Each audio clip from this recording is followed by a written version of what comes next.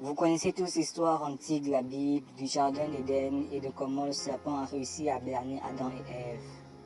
Mais ce que vous ignoriez, c'est qu'à part cela, Dieu avait d'abord créé un monde et des êtres totalement féeriques qui vivaient dans le bonheur et aucun n'était maléfique, mais étaient tous animés par un esprit de compétition démesurée.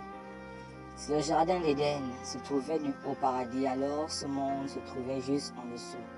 Le ciel était sur terre et les îles flottantes marquant le territoire de chaque espèce féerique. Ce monde si magnifique était alimenté par des racines de l'arbre de la connaissance du bien et du mal. Dans ce monde, l'on retrouvait des fées, des elfes, des dragons, des trolls, des nains et bien d'autres.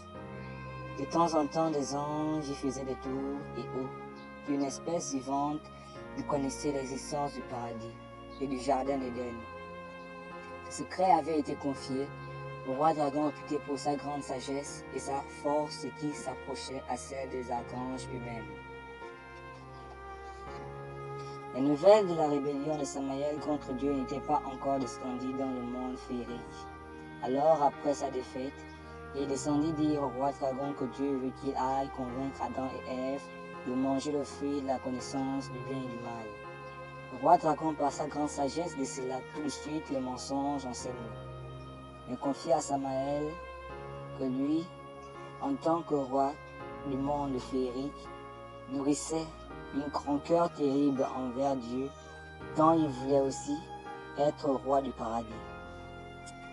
Alors le pacte fut conclu, Samaël, qui voulait être Dieu d'un côté, et le roi dragon lui dirigeait les deux mondes de l'autre. Mais il y a une chose que Samaël cachait au roi dragon, c'est que si Adam et Ève mangeaient le fruit de la connaissance, le monde féerique serait détruit, vu que cueillir le fruit signifiait détruire, cueillir le fruit signifiait détruire les racines qui alimentaient le monde des fées. Ce qui arriva, après que Dieu eut à transformer le dragon, au roi dragon en serpent, et à Samaël jeté dans les profondeurs des enfers. Et la suite, bien sûr, vous la connaissez.